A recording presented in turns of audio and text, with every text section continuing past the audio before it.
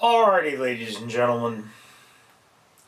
A good friend of mine by the name of James Wisdom has put out a Naked Truth video, and whereas he chose to get naked and I have not, because when another man asks me to get naked, I generally have a lot of questions, and most of them are not terribly civil, but I have chosen to do this with my clothes on.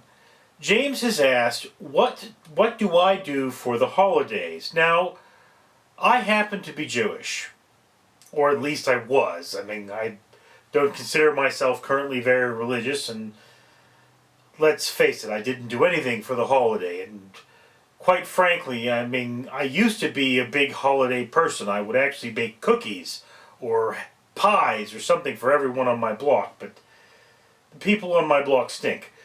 And to prove to you that they stink, this year they gave my brother tamales, and they nearly killed him. He was in the bathroom praying to the porcelain god within 10 minutes of eating the thing. So there's that.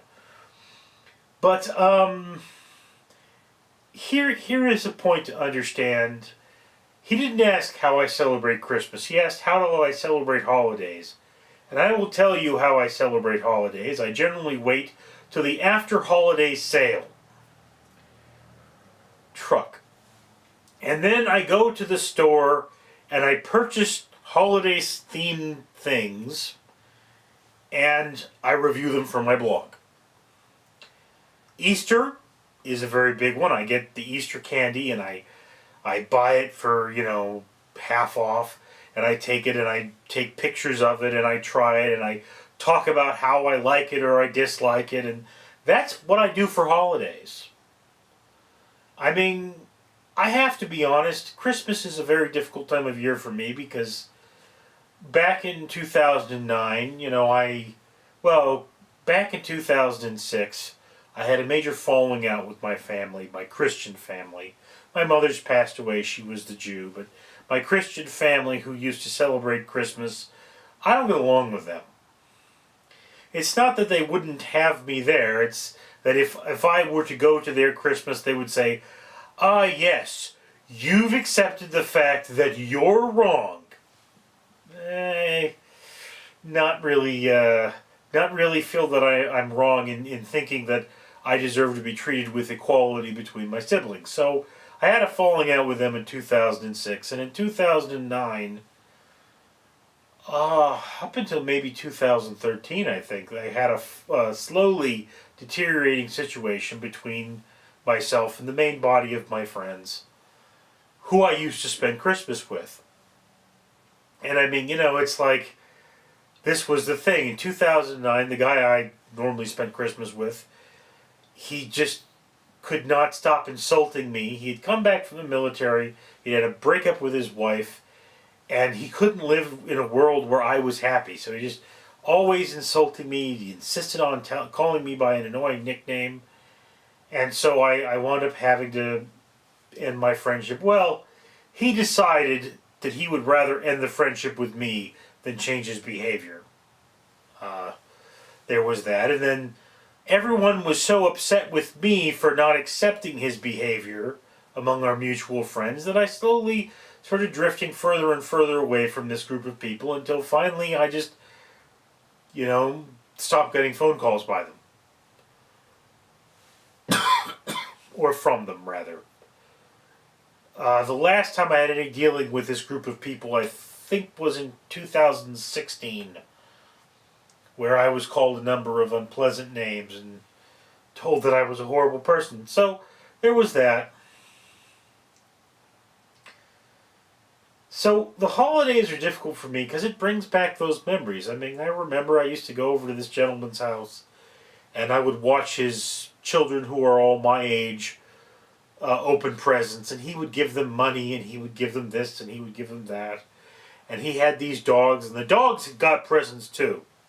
But I didn't have presents for anyone, and I didn't get any presents. So every year it was like, yes, you're here to watch other people be happy, but I was more of a observer than anything else. So, I mean, yes, if I had people to celebrate it with, I might celebrate Christmas. I don't.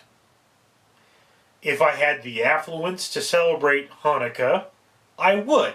But I don't see what the point of lighting candles and saying prayers alone is. It just illustrates the fact that I'm a pathetic human being and have no friends. So there's that. I will point out here that on Christmas Eve there were a number of gift packages that contained t-shirts and beanies and such that were given out to the homeless by my friend Margaret.